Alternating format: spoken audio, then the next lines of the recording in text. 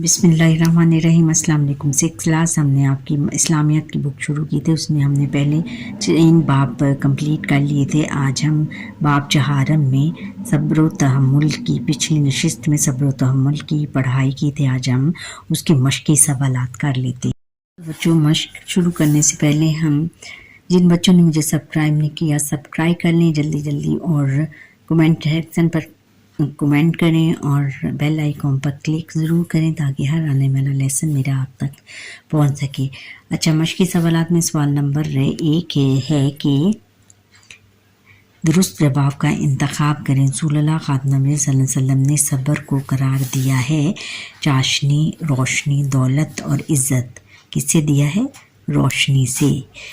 तशबीह दी है। अंबिया इकराम अलैहिस्सलाम की सफ़ात में बतौर ख़ास ज़िक्र किया गया है मालदारी को, तजारत को, हुकूमत को, सब्र को।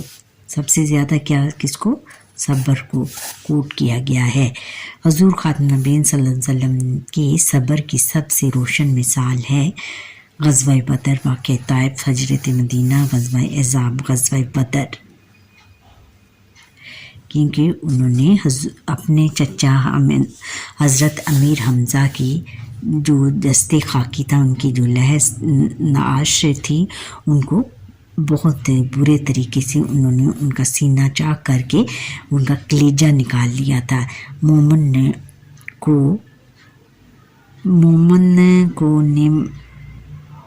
को नेमत मिले तो करता है सब्र, शुक्र, फ़िक्र, ज़िक्र। शुक्र करता है, जब मोमिन को कोई नेमत मिलती है तो वो शुक्र अल्लाह ताला का अदा करता है। रसूलुल्लाह खातमुन नबीय्यीन सल्लल्लाहु अलैहि वसल्लम के रास्ते में कांटे बिछाती थी। अबू लहब की बीवी, अबू जहल की बीवी, अबू सुफियान की बीवी, उम्मिया की बीवी। किसकी? अबू लहब की बीवी।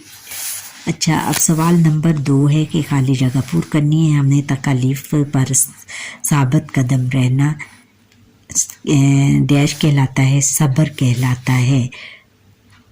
क्या कहलाता है? सब्र।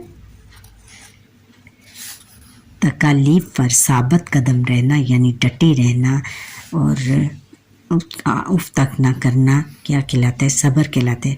रसूलुल्लाह खातमुन नबीय्यीन सल्लल्लाहु अलैहि वसल्लम की कमरे मुबारक से ऊँट की ओजरी को डैश ने हटाया? हज़रत फ़ातिमा ज़हरा ने हटाया।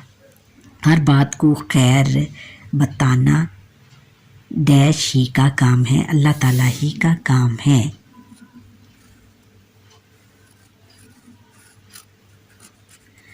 अल्लाह ताला ही का काम है।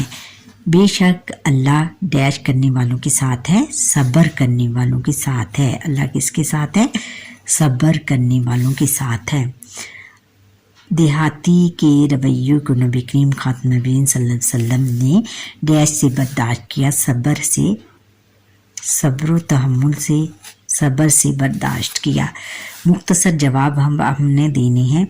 सब्र व तहम्मुल के लुग़वी मायने क्या हैं? अब बच्चों यहाँ से है कि सब्र के लुग़वी मायने रोकने के हैं और तहम्मुल के मायने उठाने और बर्दाश्त करने के हैं। सब्र के लुग़वी मायने रोकने के हैं कि यानी रोके रखना, अपने गुस्से पर काबू पाना और अपने आप को नफसानी ख्वाहिशात से रोके रखना। और अगर हमारे पास पैसा नहीं है तो उसके लिए हमें सब्र करना, यानी हमें अपने आप को रोकना है, अपनी ख्वाहिशात के लिए। और तहम्मुल के मायने उठाने और बर्दाश्त करने के हैं। तहम्मुल के मायने उठाने और बर्दाश्त करने के हैं कि यानी हमें दुख उठाने और फिर उनको बर्दाश्त करना सीखना है। आगे है कि हुज़ूर खातमुन नबीय्यीन सल्लल्लाहु अलैहि वसल्लम के सब्र व तहम्मुल की एक मिसाल दें। मिसाल बच्चों आप ये ले सकते हैं सब्र व तहम्मुल और उसवा हसना। हज़रत अनस बिन मालिक रज़ी अल्लाह ताला अन्हु फरमाते हैं कि ایک مرتبہ میں نبی کریم خاتم صلی اللہ علیہ وسلم کے ساتھ چل رہا تھا. اس وقت آپ نے موٹے کناروں والی ایک چادر زیب تن فرما رکھی تھی یعنی اوڑھ رکھی تھی. اتنے میں ایک دیہاتی آیا، اس نے آپ خاتم النبیین صلی اللہ علیہ وسلم کی چادر کو اس زور سے کھینچا کہ آپ خاتم النبیین صلی اللہ علیہ وسلم کی گردن مبارک پر اس کے نشان پڑ گئے. پھر وہ دیہاتی کہنے لگا، جو مال اللہ تعالیٰ نے تمہیں عطا کیا ہے اس میں سے مجھے بھی کچھ دو. اس کی اس حرکت پر آپ خاتم النبیین صلی اللہ علیہ وسلم مسکرا دیے اور اسے اس کی ضرورت کے مطابق مال عطا فرمایا. یعنی حضور نبی کریم خاتم النبیین صلی اللہ علیہ وسلم بجائے غصے میں آنے کے وہ مسکرا دیے، کیونکہ اس کی بے وقوفانہ حرکت کو دیکھ کر وہ مسکرانے کے سوا ان کے پاس اور کچھ نہیں تھا کہنے کے لیے. پھر انہوں نے اسے اس کی ضرورت کے مطابق مال عطا فرمایا. اب سوال نمبر 3 ہے کہ صبر و تحمل سے متعلق ایک حدیث نبوی کا ترجمہ لکھیں. کا جواب بچوں یہاں سے ہے کہ رسول اللہ خاتم النبیین صلی اللہ علیہ وسلم کا ارشاد ہے کہ ترجمہ صبر روشنی ہے، یعنی صبر جو ہے وہ ہمیں روشنی عطا کرتی ہے آنے والے اچھے دور کے لیے ہمیں روشنی عطا کرتی ہے. صبر جو ہے بہت اس کا پھل میٹھا ہوتا ہے اور ہمیشہ ہمیں صبر سے کام لینا چاہیے اور یہ دیکھنا اور کیونکہ یہ اللہ تعالیٰ کی طرف سے آزمائش ہوتی ہے اور اس آزمائش پر ہم نے پورا اترنے کے لیے ہمیں صبر سے کام لینا ہوگا. سوال نمبر 4 ہے کہ تمام انبیاء اکرام علیہم السلام میں سب سے زیادہ تکالیف کسے پہنچائیں گئی؟ یہ سب سے زیادہ تکالیف حضور خاتم النبیین صلی اللہ علیہ وسلم کو پہنچائیں گئی. اور اگلا سوال ہے، سوال نمبر 5 ہے کہ اہل طائف کے ظلم و ستم پر پہاڑوں کے فرشتے نے حضور اکرم خاتم النبیین صلی اللہ علیہ وسلم سے کیا عرض کیا؟ اچھا، یہ ہے کہ پھر پہاڑوں کے فرشتے نے آ کر نبی اکرم خاتم النبیین صلی اللہ علیہ وسلم کو سلام کیا اور کہا، میں پہاڑوں پر مقرر فرشتہ ہوں. اگر آپ خاتم النبیین صلی اللہ علیہ وسلم چاہیں تو میں طائف کے دونوں پہاڑوں کو ملا دیتا ہوں اور ان کو ختم کر دیتا. نبی اکرم خاتم النبیین صلی اللہ علیہ وسلم نے طائف والوں پر مہربانی فرماتے ہوئے کہا، نہیں، مجھے امید ہے کہ اللہ تعالیٰ ان کی نسل میں ایسے لوگ پیدا کرے گا جو صرف اسی کی عبادت کریں گے اور اس کے ساتھ کسی کو شریک نہیں ٹھہرائیں گے.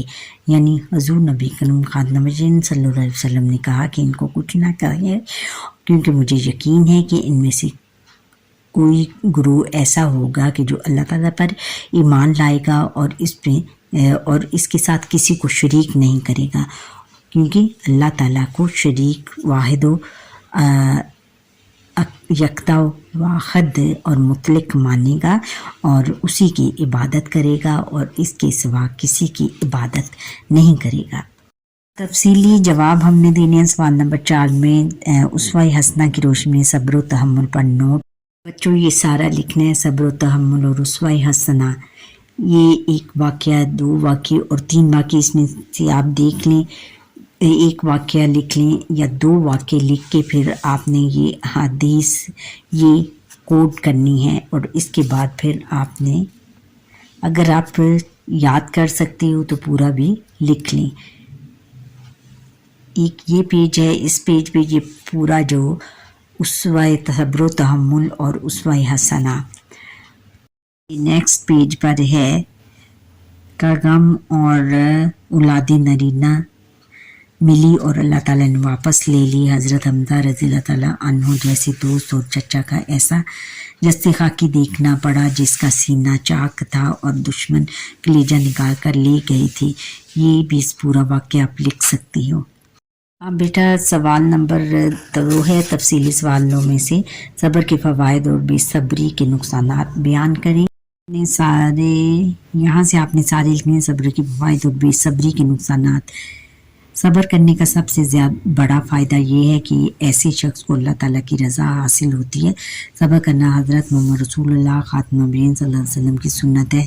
صبر کرنے والا انسان تکلیف میں یہ بہت سی نیکیاں حاصل کرنے والا بن جاتا ہے۔ جب انسان اللہ تعالیٰ کی رضا پر راضی رہتا ہے تو اللہ تعالیٰ سے اسے اس نعمت کا بہترین بدل عطا فرماتے ہیں جو اس نے خو دی ہے۔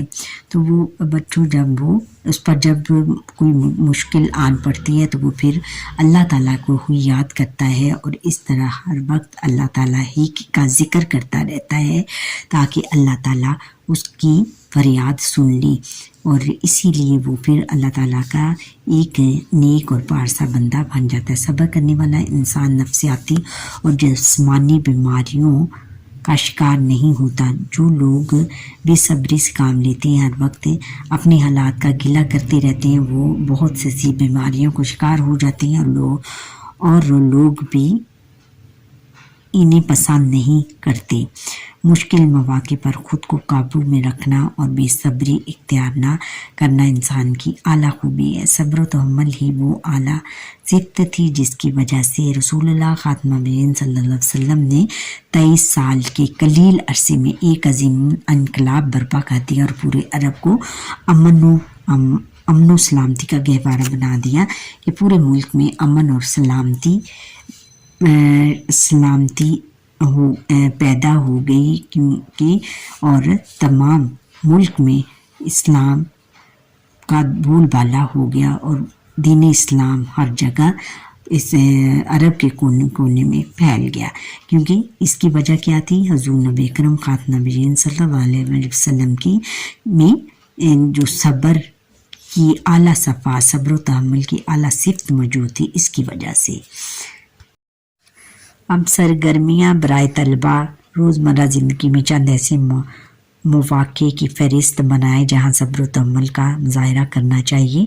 صبر و تحمل کا مظاہرہ یہ کرنا چاہیے کہ اپنے ماں باپ کی حکم عدولی بالکل نہیں کرنی چاہیے۔ ماں باپ یا ماں یا باپ میں سے کوئی بھی ڈانٹے تو صبر سے ان کی باتیں سننی چاہیے اور پھر بہت زیادہ برداشت کرنا چاہیے ان کی باتوں کو، جو بھی وہ کہیں، اور ان کے آگے اف تک نہیں کہنا چاہیے۔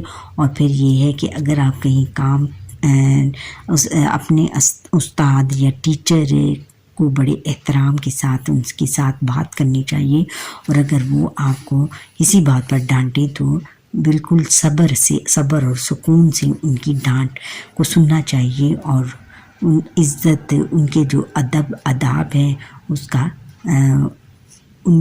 احترام وہ کبھی نہیں، اس سے کبھی غافل نہیں ہونا چاہیے۔ برائے اساتذہ کرام، طلباء کو رسول خاتم النبیین صلی اللہ علیہ وسلم کے اسوہ حسنہ سے صبر و تحمل کے 2 ایسے واقعات سنائیں جو اس سبق میں شامل ہیں۔